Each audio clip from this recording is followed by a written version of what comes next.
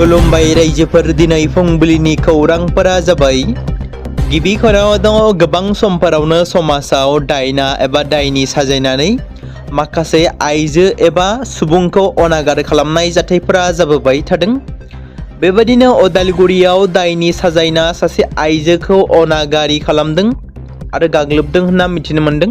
डिमाकुसिनि बादलाफारा साहा बागानाव बे जाथाया जादों, जेराव गोफार हाथियारजों गाग्लोबना बुथारनो नाजादोंमोन होनना मिथिनो मोन्दों। जेराव ओनसोलनि आइजोखौ एबा ओनसोलनि सुबुंफोरा सासे आइजोखौ दायनिनि साजायनानै बुथारनो गाग्लोबदोंमोन। कर्नाटकनि गिबि मन्त्रि सिद्धरामैयाया बिबान नागारबाय। मख'नो गोनांदि हाइकमान्डनि बिथोन बादियै आं बिबान नागारबाय होननानै सिद्धरामैया बुङो। सिद्धरामैया कंग्रेस दोलोआव 20 बोसोरनिफ्राय हेफाजाब होबोगासिनो दंमोन। 8 बोसोर गिबि मन्त्रि बिबानाव थानानै मैया बिथाङा बिबानखौ नागारो। आलादा फिसा हादोरसा दाबिजों लोगोसे आलादा बर' रायजो दाबि आयदायाव क'क्राझारनि बड'लेण्ड गेस्ट हाउसआव जथुमा खुंदों। बे बिथिंखौ नोजोर बोनानै नायोब्ला मोनसे समनि बादि बर' हारिनि थाखाय फिन आरोबाव हाथियार लाग्रा आफाद जोनोम मोनगोन नामा एबा जोनोम जागोन नामा, बियो मोनसे गेदेर सोंथि जानानै फैदों। बेराफारसेथिं मैयानि जथुमाव नुजाथियो सिमलार स्टेट क'अर्डिनेशन कमिटिनि मिरु गाहाय कनभेनार सन्जय तुलुंजों लोगोसे बनसुनि आफादगिरि बनजित मन्जिल बसुमतारी, बड'लेण्ड जनजाति सुरक्षा मन्चनि मावफुं आफादगिरि दावराव देख्रेब नार्जारी आरो बारग' एनडिबिनि माखासे दैदेनगिरिफ्राबो बाहागो लायो। जापानआ भारतनिफ्राय थाइजौ लाबोनाय हाबाफारिखौ दान्दिसेनि थाखाय बन्द' खालामबाय। जापाननि आदार नायदिंगिरिफ्रा सोलिफु बोसोरनि जागायनायाव नायबिजिरनायाव भारतारि थाइजौ प्रसेसिं मिरुफोराव एम्फौ होबथानाय आदबफोराव गोरोबै नुनायनि उनाव हादोरा बे थिरांथाखौ लादों। जापाननि बे थांखिया भारतनि सोलिफुबाय थानाय गोलोम बोथोरनि थाइजौफोरखौ दैथायहरनायाव जेंना सोमजिहोदों, जायनि जाहोनाव भारतारि थाइजौनि प्रिमियाम रोखोमफोर जेरै आलफांसो, केचार, लंग्रा आरो बंगनापल्ली बायदिया गोहोम गोग्लैयो। मख'नो गोनांदि फ्राय 2 जिथाइनि उनाव बेनो गिबि खेबनि थाखाय भारतारि थाइजौफोरनि सायाव बेफोरबादि होबथानाय जादों। उनाव भारतआ गावनि प्रसेसिं आरो रैखाथि खान्थिखौ गोख्रों खालामनायनि उनाव जापानआ 2006 मायथाइयाव बे होबथानायखौ बोखारदोंमोन। दासान्दि जापाननि बिबानगिरिफ्रा फिन खेबसेबाव जिंगा सिखांदों दि भारतनिफ्राय लाबोनाय थाइजौफोरा सरासनस्रा सुबुंफोरनि थाखाय मोजां नङा। बे जाहोननि थाखायनो बिसोर भारतनिफ्राय लाबोनाय थाइजौफोरखौ दान्दिसेनि थाखाय बन्द' खालामनो गोनां जादों। पुलिसनि जेयाव नांबाय नंखाय सनानि फालांगि खालामग्रा सासे सुबुङा। उत्तर गुवाहाटीनि बेतामुग नयनपुराव नंखाय सनानि नावजों लोगोसे सासे सुबुंखौ हमदों। हमनो हानाय नंखाय सनाया 5 केजि 970 ग्राम। हमजानाय सुबुंनिफ्राय पुलिसा नोगोद 84,000 रां आरो गंसे मबाइल फनबो बोखांनो हायो। हमजानाय सुबुङा गरेस्वरनि मस्ताकिन एबा रफिकुल इस्लाम होनना सिनायथि मोननाय जादों। क'क्राझार जिल्ला दलमारायाव मन्त्रि रामेश्वर तेलिया नुजाथिदों। 21 अक्ट'खालि क'क्राझारनि दलमारानि फुख्रिनिफ्राय 2 उन्दै हिनजावसाफोरनि जिउ गैयै गोथै सह'खौ मोननायनि जाथाया दासिमबो सोलिगासिनो दं।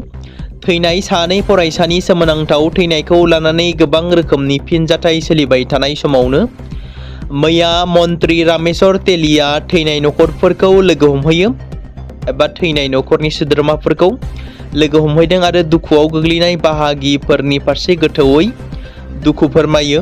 मन्त्रि रामेश्वर तेलिया सोरखारनिफ्राय 2 लाख रांनि राङारि अनसुंथाइनि लाइजामखौ 2बो खहा जानांनाय नखरनो गथायना होयो। नखरनि सुबुंफोर आरो जायगानि सुबुंफोरा दैयाव गब'नानै थैनायखौ गनायना लानो गोब्राब जादों आरो बे जाथाया गोथौयै गुमुर दं होननानै बिबानगिरिफोरखौ थार बिजिरनायनि थाखाय खावलायो।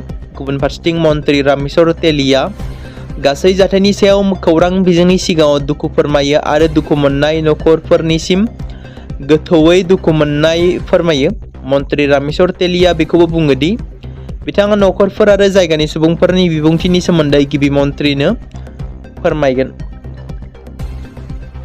असम जातीयतावादी युब छात्र परिषद मिरु आफादनि बिथोनजों धेमाजि जिल्ला आसाम जातीयतावादी युब छात्र परिषदनि सिङाव थानाय बरदलनि आन्चलिक कमिटिनि बानजायनायाव जाग्रा मुवा बेसाद, संग्रा गेस, पेट्रल आरो डिजेलजों लोगोसे सानफ्रोमबोनि बाहायनाय मुवा बेसाद आरो मुलिनि बेसेन बांनायनि हेंथायै आरो बेसेन बांनायखौ खमायनांगौनि दाबिजों हादोरसानि गिबि मन्थ्रि डक्टर हिमन्त बिश्व शर्मा आरो माखासे जगायथाय मन्थ्रिनि मुसुखा सावनानै गोख्रोङै धरना खालामदों। बृहस्पतिबारखालि बेलासियाव मिरु नायबिजिरगिरि बिफान थामहिनबा CBIआ आजिरा लानाय बिजिरगिरि गिरिबाला सिंहखौ खायो। मख'नो गोनांदि मध्य प्रदेश गोजौ बिजिरसालिया गिरिबाला सिंहनि सिगांग्रो जामिननि आर'जलाइखौ नेवसिनायनि सानसे उनावनो CBIआ बे थांखिखौ लादों।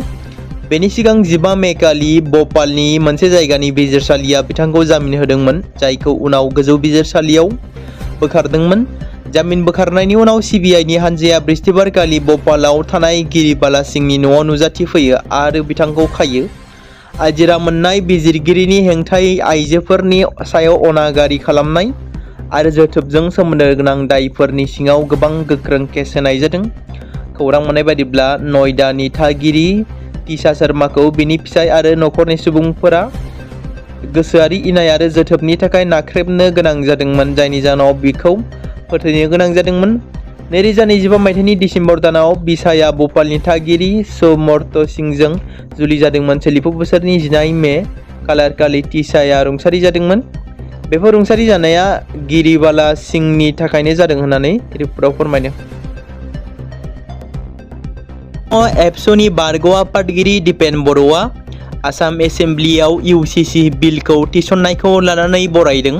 ससियेल मिडिया पस्टनि गेजेरजों दिपेन बर' बिथाङा बुङो दि बे थांखि लानाय आयेना आइजोफोरनि थाखाय समान मोनथायखौ थि खालामनायाव मदद खालामगोन आरो गोबां हाबा लानायखौ होबथानाय, उन्दै बैसोआव हाबा जानाय, लिभ इन रिलेशनशिप, फाथैलाइ बिसिनाय खान्थि, आइजोफोरनि सम्पथिनि उनमोनथाय, गथ' खांनाय आरो जोथोन लानाय बायदि जेंनाफोरखौ सुस्रांनायाव मदद होगोन होननानै दिपेन बर' बिथाङा बुंदों।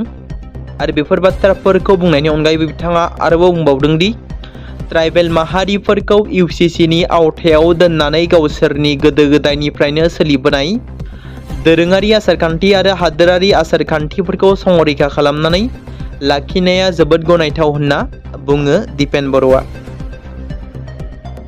जोबथारनायाव नागालेन्डनि मस्ट वान्टेड दायनिगिरि शमसुद्दीनखौ हजायाव हमनो हायो।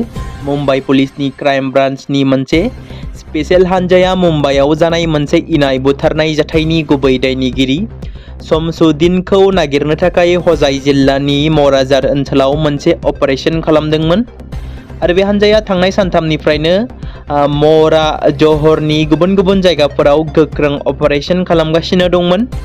खौरां मोननाय बायदिब्ला थांनाय 19 मे खालारखालि मुम्बाइनि मालाड ओनसोलाव सेलिमा खातुन मुंनि सासे आइजोखौ खास्रि बिस्रि बुथारदोंमोन। जाथायनि उनाव मुम्बाइनि मालवानी पुलिस थानाया केस रेजिस्टार खालामनानै नायबिजिरनायखौ जागायदोंमोन। नायबिजिरनायाव बिथा खालामनानै हजाय जिल्लानि मराजार पुलिस थानानि सिङाव थानाय पुर्बा उदमारी गामिनि थागिबि शमसुद्दीनखौ बुथारनायनि गुबै दायनिगिरि महरै सिनायथिनाय जादों। सुलुंनिफ्राय मिथिनो मोनबावनाय बायदिब्ला 3 बोसोरसो सिगां शमसुद्दीनआ मुम्बाइआव खामानि मावनो थांदोंमोन आरो बेयाव बियो बे एखे कम्पानियावनो खामानि मावबाय थानाय कलकातानि थागिरि सेलिमा खातुन, जायखौ पिंकी होननाबो मिथिनाय जायो, बेखौ लोगो मोनो आरो सानैनि गेजेराव रमान्टिक सोमोन्दो सोमजिदोंमोन आरो बोसोरनैसो सिगां बिसोर जुलि जादोंमोन। नाथाय हाबानि उनाव बिसोरनि गेजेराव नखरारि दावराव-दावसि सोमजिदोंमोन। बेनि उनाव बिसिखौ बुथारदोंमोन होनना रिपर्टआव फोरमायदों। BKWSAनि बेन्दोंआव थानाय फरायसाफोरनि थाखाय मोनसे गोजोनथाव खौरां। बर' कछारी अनसाइगाव हायुङारि खुंथाया थांनाय बोसोराव एन्ट्रेन्स आनजाद खुंनानै आसाम डाउनटाउन इउनिभारसिटियाव गुबुन गुबुन बिफान एबा आयदायाव फोरोंथाय होनाय बादिनो देग्लायबो खुंथाया फोरोंथाय होगोन।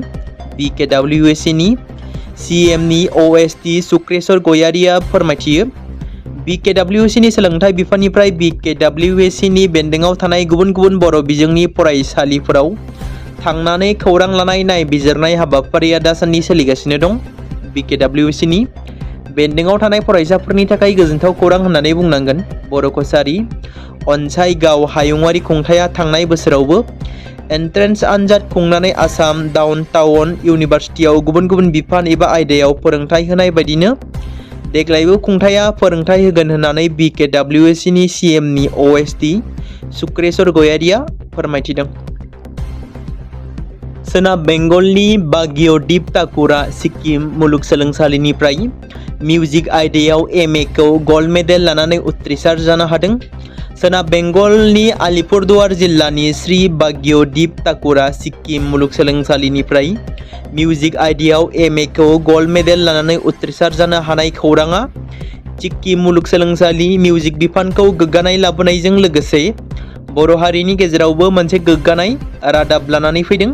बिथाङा सासे आखा-फाखा बर' सिफुं थामहिनबा बर' सेंग्रा सिफुं दामगिरि महरै मुंदांखा, जाय गोबां समावनो सिफुं दामनानै रायजो राजाफोरनि गोसोखौ बोहोनो हादों आरो बिथाङा समाजारि बिजोङावबो गावनि सिफुं दामनायखौ हगारनानै सुबुंफोरजों सिनायजादों। 2022 मायथाइनि जानो गोनां फिन आरोबाव HSLC एबा मेट्रिक आनजादनि कम्पार्टमेन्टेल आनजादा गाबोननिफ्राय जागोन। जायफोर फरायसा फरायसुलिफोरा आनजाद होनो दं बिथांमोना जाहाथे मोजाङै आनजादखौ लिरो बेखौनो आसा खालामनाय जाबाय।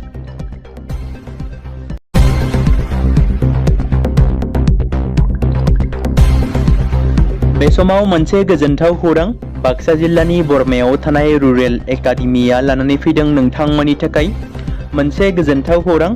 थांनाय HSLC आरो हायार सेकेन्डारिनि आनजादाव जाय फरायसा आरो फरायसुलिफोरा उथ्रिसारनो हायाखैमोन एबा फेल जादोंमोन बेनि थाखाय रि एग्जाम होफिननो गोसो गुदुं फरायसाफोरा थाबैनो बरमा सेकेन्ड गेटआव थानाय रुरेल एकाडेमियाव मुं थिसनफैनानै मेट्रिक आरो HS आनजादखौ होफिननो हागोन। बेनि अनगायैबो जाय फरायसाफोरा थांनाय मेट्रिक आरो HS आनजादाव नांगौ बादि जौखोन्दो एबा मार्क्स लानानै उथ्रिसारनो हायाखैमोन बिथांमोनाबो बे रुरेल एकाडेमियाव एडमिशन खालामफैनानै मार्क्स इमप्रुभमेन्ट खालामनो हागोन।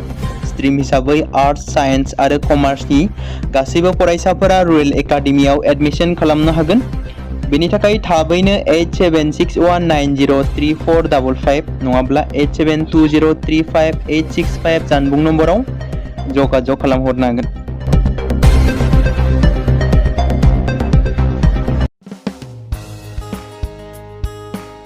बे समाव मोनसे गोनां फोसावथाय बर' सावथुन नायनानै मोजां मोनग्रा गासै बर' रायजो राजाफोरनि गेजेराव लानानै फैदों मोनसे बर'नि OTT प्लेटफर्म गोनां, जाय प्लेटफर्मनि गेजेरजों नोंथांमोना बर'नि गोदान सावथुनफोरखौ नुनो मोनगोन।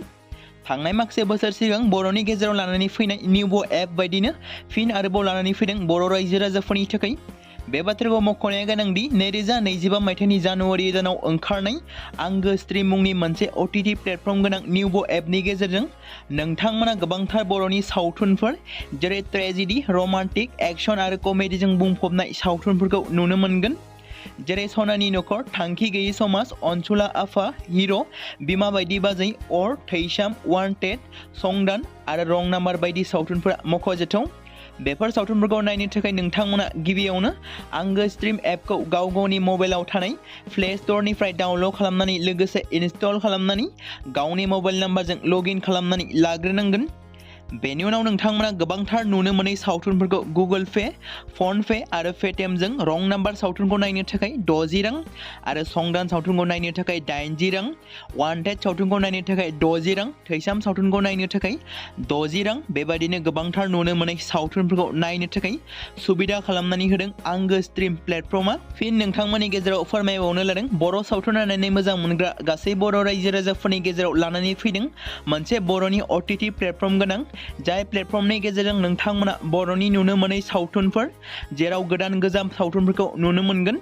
बे बाथ्राखौ मख'नाया गोनांदि 2025 मायथाइनि जानुवारि दानाव दिहुनजानाय आंगो स्ट्रिम मुंनि मोनसे OTT प्लेटफर्म गोनां एपनि गेजेरजों नोंथांमोना गोबांथार बर'नि ट्रेजेडि, रमान्टिक, एक्शन आरो कमेडिजों बुंफबनाय सावथुनफोरखौ नुनो मोनगोन। जेरै रं नाम्बार, संदान, वान्टेड, थैसाम, अर, बिमा बायदि बाजै, हिर', अनसुलाफा, थांखि गैयि समाज, सनानि नखर बायदि बायदि सावथुनफ्रा मख'जाथाव। बेफोर सावथुनफोरखौ नायनो थाखाय नोंथांमोना गिबियावनो आंगो स्ट्रिम एपखौ गावनि मबाइलाव थाखानाय प्ले स्ट'रनिफ्राय इनस्टल खालामनानै गावनि मबाइल नाम्बारजों लगइन खालामखांनायनि उनाव नोंथांमोना गोबांथार नुनो मोनै सावथुनफोरखौ गुगोल पे, फन पे आरो पेटिएमजों रं नाम्बार सावथुनखौ नायनो थाखाय 60 रां, संदान सावथुनखौ नायनो थाखाय 80 रां, वान्टेड सावथुनखौ नायनो थाखाय 60 रां, थैसाम सावथुनखौ नायनो थाखाय 60 रां, बेफोरबायदिनो अर सावथुनखौ नायनो थाखाय 60 रां पे खालामनांगोन। बेबायदिनो गोबांथार नुनो मोननाय बर' सावथुनफोरखौ नायनो थाखाय सुबिदा खालामनानै होदों आंगो स्ट्रिम प्लेटफर्मआ। बे समाव मोनसे गोजोनथाव खौरां, बिटिसि हालामनि रायजो राजाफोरनि थाखाय मोनसे गोनां फोसावथाय। क'क्राझार जिल्लानि सिङाव थानाय बड'लेण्ड एकाडेमि सिनियर सेकेन्डारि स्कुला लानानै फैदों गोजोनथाव खौरां। बड'लेण्ड एकाडेमि सिनियर सेकेन्डारि स्कुला 2026 आरो 2027 सोलोंथाइ बोसोरनि थाखाय लानानै फैदों नार्सारिनिफ्राय लानानै थाखो 9 सिम फरायसा आरो फरायसुलिफोरनि गुन गोनां सोलोंथाइनि थाखाय खम बेसेनावनो गोदानै मुं थिसननायनि खाबुखौ होगासिनो दं। मख'जाथावदि क'क्राझार जिल्लानि हल्टुगाव आउटपस्टआव थानाय क'क्राझार तिनिआलिनि बड'लेण्ड एकाडेमि सिनियर सेकेन्डारि स्कुला गुन गोनां सोलोंथाइ होनायजों लोगोसे थाखो 9 नि थाखाय इलेक्टिभ साबजेक्ट महरै मेथामेटिक्स, जिअ'ग्राफि, हिन्दी, हिस्टरि बायदि आयदाखौ लानो हागोन। मोजां सोलोंथाइ लानायनि अनगायैबो बड'लेण्ड एकाडेमि सिनियर सेकेन्डारि स्कुलाव उफ्रा सोलोंथाइ हिसाबै environment field study, English speaking course बायदिखौ लाफानानै सोलोंथाइ लानो हागोन। बेनि अनगायैबो गोजान लामा हान्थिनानै फरायग्रा फरायसा फरायसुलिफोरनि थाखाय आलादा आलादायै मोजां हस्टेलाव थानानै फरायनो हानायनि खाबुफोर होनाय जादों। बेनि थाखाय नोंथांमोना आबुङै मिथिबावनो थाखाय एबा थोंजोङै फोनांजाब खालामहर 9101 488 399 जानबुं नम्बराव।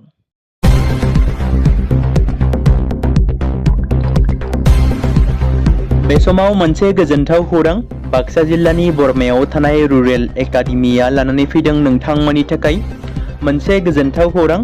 थांनाय एसएसएलसि आरो हायार सेकेन्डारिनि आनजादाव जाय फरायसा आरो फरायसुलिफोरा उथ्रिसारनो हायाखैमोन एबा फेल जादोंमोन, बेनि थाखाय रि एग्जाम होफिननो गोसो गुदुं फरायसाफोरा थाबैनो बरमा सेकेन्ड गेटआव थानाय रुरेल एकाडेमियाव मुं थिसनफैनानै मेट्रिक आरो एइचएस आनजादखौ होफिननो हागोन। बेनि अनगायैबो जाय फरायसाफोरा थांनाय मेट्रिक आरो एइचएस आनजादाव नांगौ बादि जौखोन्दो एबा मार्क्स लानानै उथ्रिसारनो हायाखैमोन, बिथांमोनाबो बे रुरेल एकाडेमियाव एडमिशन खालामफैनानै मार्क्स इमप्रुभमेन्ट खालामनो हागोन। स्ट्रिम हिसाबै आर्टस, साइन्स आरो कमार्सनि गासैबो फरायसाफोरा रुरेल एकाडेमियाव एडमिशन खालामनो हागोन। बेनि थाखाय थाबैनो 8761903455 नङाब्ला 8720358865 जानबुं नम्बराव जगाजग खालामहरनो हागोन।